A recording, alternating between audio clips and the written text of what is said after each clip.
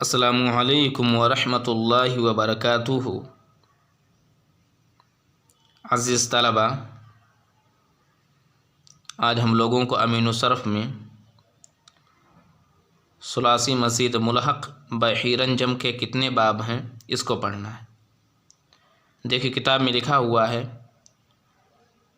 ثلاثی مزید ملحق بحیرن جم کے 2 باب ہیں۔ پہلا باب ہے افعن لالن۔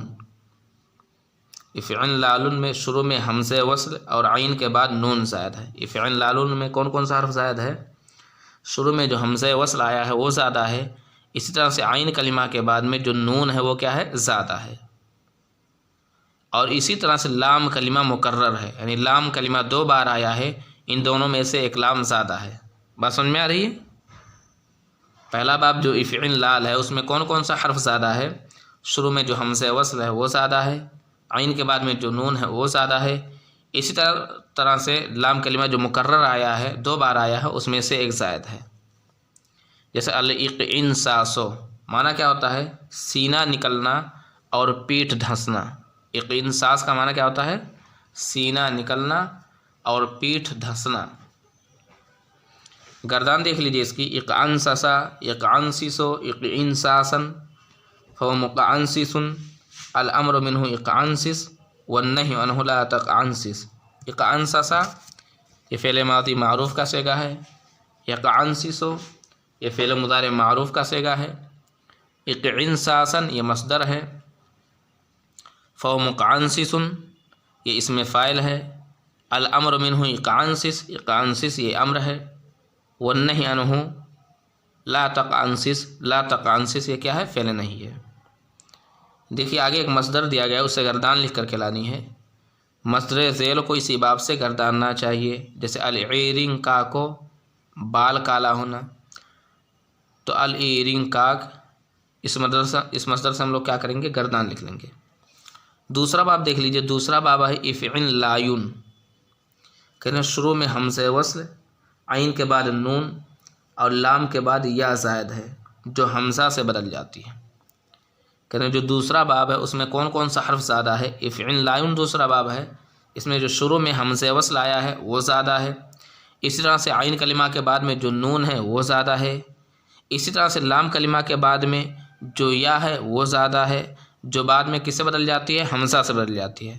افعن لایون اصل میں ابھی ہے نا، بعد میں کیا ہو جاتی ہے؟ افعن لاؤن ہو جاتی ہے۔ یہ جو یا آخر میں ہے لام کلمہ کے بعد میں وہ زیادہ ہے، جو بعد میں کس سے بدل جاتی ہے؟ حمزہ سے بدل جاتی ہے۔ دوسرا باب افعن لایون ہے، شروع میں حمزہ زائد ہے، عین کے بعد نون زائد ہے، اور لام کلمہ کے بعد میں یا زیادہ ہے جو بعد میں حمزہ سے بدل جاتی ہے، یعنی افعن لایون کیا ہو جاتا ہے؟ افعن لاؤن ہو جاتا ہے۔ جیسے الاسلنقاء چت سونا، گردان دیکھ لیجئے، اسلنقا، یسلنقی، اسلنقان، فهو مسلنقن، الامر منه اسلنقی والنین لا تسلنقی۔ اسلنقا یہ فعل ماضی معروف کا صیغہ ہے، یسلنقی یہ فعل مضارع معروف کا صیغہ ہے، اسلنقان یہ مصدر ہے، مسلنقن یہ اسم فاعل ہے، الامر منه اسلنقی، اسلنقی یہ امر ہے، والنہی عنہ لا تسلنقی، لا تسلنقی یہ کیا ہے؟ نہیں ہے۔ دیکھیے یہ جو دونوں باب ہم لوگوں نے پڑھے ہیں، ان دونوں بابوں میں مجہول اور اسم مفعول کا صیغہ نہیں آیا ہے۔ اس کی وجہ کیا ہے؟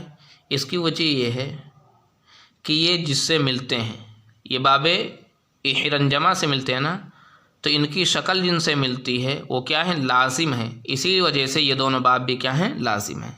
بات سمجھ میں آ رہی ہے؟ جی آگے دیکھیے کہہ رہے ہیں مصدر ذیل کو اسی باب سے گرداننا چاہیے۔ ایک مصدر دے رہے ہیں، اس مصدر کو کہہ رہے ہیں اسی باب سے گرداننا چاہیے، اور وہ مصدر کیا کون سا ہے؟ الاسرنداؤ، نیند کا غلبہ ہونا، تو الاسرنداؤ سے گردان لکھ لیں گے۔ آگے دیکھیے، آگے ہے یہ دونوں باب بھی قرآن مجید میں نہیں آئے ہیں، یعنی یہ جو دونوں باب ہم لوگ پڑھے ہیں افعن لالن اور افعن لایون، ان دونوں باب سے کوئی بھی لفظ قرآن مجید میں استعمال نہیں ہوا ہے۔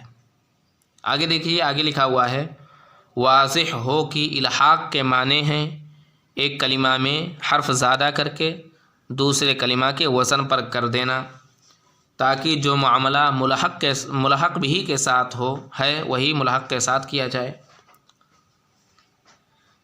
سب سے پہلے ہم لوگ یہ جان لیتے ہیں کہ ملحق کسے کہتے ہیں، ملحق بھی کسے کہتے ہیں۔ ملحق بھی کہتے ہیں جس کے وزن پر کیا جائے، اور ملحق کسے کہتے ہیں، ملحق کہتے ہیں جس کو کسی دوسرے کے وزن پر کیا جائے۔ ملحق بھی جس کے وزن پر کیا جائے، اور ملحق جس کو کسی کے وزن پر کیا جائے۔ بات سمجھ میں آ رہی ہے؟ ملحق بھی جس سے کسی کی شکل ملے، اور ملحق جس کی شکل کسی دوسرے سے ملے۔ بات سمجھ میں آ رہی ہے؟ جی، کہہ رہے ہم لوگوں نے جو ثلاثی مزید ملحق با ہیرنجم، اسی طرح سے ثلاثی مزید ملحق با تسربل پڑھے ہیں، اس میں جو الحاق کا لفظ آیا اس الحاق کا معنی کیا ہوتا ہے؟ الحاق کا معنی یہ ہوتا ہے کہ ایک کلمہ میں حرف زیادہ کر کے دوسرے کلمہ کے وزن پر کر دینا۔ جیسے مثال کے طور پہ احرنجمہ ایک دوسرا کلمہ ہے، یہ افعل للا کے وزن پہ آیا ہے۔ احرنجمہ کس کے وزن پہ آیا؟ افعل للا کے وزن پر آیا ہے۔ کہہ رہے کوئی حرف ہو، جیسے قعصا ایک لفظ ہے، ایک کلمہ ہے، کوئی کلمہ ہو اس کلمے میں کچھ حروف کو بڑھا دیا جائے۔ جیسے مثال کے طور پر میں اس میں کچھ حروف بڑھا دیتا ہوں، شروع میں حمزہ وصل بڑھا دیا، عین کے بعد میں نون بڑھا دیا، پھر سین کے بعد میں سین بڑھا دیا، تو کیا ہو گیا؟ اقعنصصا۔ تو کیا کہہ رہے ہیں؟ کسی کلمے کے اندر کچھ حروف بڑھا دیا جائے۔ میں نے اس کلمے کے اندر کچھ حروف بڑھا دیا۔ کیوں بڑھایا؟ تاکہ یہ دوسرے کلمے کے وزن پر ہو جائے۔ میں نے اس میں کچھ حروف کیوں بڑھایا؟ تاکہ یہ احرنجمہ کے وزن پر ہو جائے۔ بات سمجھ میں آ رہی ہے؟ ایک کلمے میں حرف زیادہ کر کے دوسرے کلمے کے وزن پر کر دینا۔ میں نے ایک کلمے کے اندر کچھ حروف بڑھایا تاکہ یہ احرنجمہ کے وزن پر ہو جائے۔ بات سمجھ میں آ رہی ہے؟ جی، کیوں میں نے ایسا کیا؟ تاکہ جو معاملہ ملحق بھی کے ساتھ ہے وہی ملحق کے ساتھ بھی کیا جائے۔ اس میں ملحق بھی کون ہے؟ احرنجمہ ہے۔ جس کے وزن پر کیا جائے وہ ملحق بھی ہوتا ہے، اور جس کو کسی دوسرے کے وزن پہ کیا جائے وہ کیا ہوتا ہے؟ ملحق ہوتا ہے۔ یعنی ملحق بھی احرنجمہ ہے، اور ملحق کیا ہے؟ اقعنصصا۔ ایسا میں نے کیوں کیا؟ ایک کلمہ کے اندر میں نے کچھ حروف بڑھا کر کے دوسرے کلمے کے وزن پر کیوں کیا؟ اس کی وجہ کیا ہے؟ مقصد کیا ہے؟ تاکہ جو معاملہ ملحق بھی کے ساتھ ہے وہی معاملہ ملحق کے ساتھ بھی کیا جائے۔ تاکہ جو معاملہ ملحق بھی کے ساتھ ہو رہا ہے وہی معاملہ کس کے ساتھ کیا جائے؟ اقعنصصا، یعنی ملحق کے ساتھ کیا جائے۔ مثلا مثال کے طور پہ ملحق بھی کی جو جمع یا تصغیر آتی ہو وہی ملحق کی بھی آئے گی۔ مثال کے طور پہ یہ ملحق بھی ہے، اس کی جو جمع آئے گی یا جو تصغیر آئے گی وہی جمع وہی تصغیر ملحق کی بھی آئے گی۔ بات سمجھ میں آ رہی ہے؟ جی، کیوں ایسا کیا جاتا ہے؟ یعنی کسی کلمے کے اندر کچھ حروف بڑھا کر کے دوسرے کلمے کے وزن پر کیوں کیا جاتا ہے؟ تاکہ جو معاملہ ملحق بھی کے ساتھ ہو وہی معاملہ ملحق کے بھی ساتھ ہو۔ اس کا مطلب کیا ہے؟ اس کا مطلب یہ ہے کہ مثال کے طور پہ ملحق بھی کی جو جمع آئے گی وہی جمع ملحق کی بھی آئے گی، جو تصغیر ملحق بھی کی آئے گی وہی تصغیر کس کی آئے گی؟ ملحق کی بھی آئے گی۔ بات سمجھ میں آ رہی ہے؟ جی، پھر آگے کہہ رہے ہیں اور الحاق کی شرط یہ ہے کہ ملحق اور ملحق بھی دونوں کا مصدر ایک ہی وزن پر آیا ہو۔ کہ ایک کلمے کو دوسرے کلمے کے وزن پر کرنے کی شرط یہ ہے کہ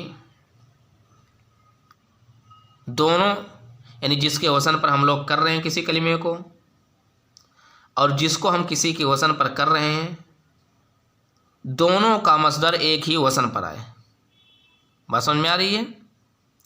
الحاق کی شرط ہے کہ الحاق مطلب کیا ہے؟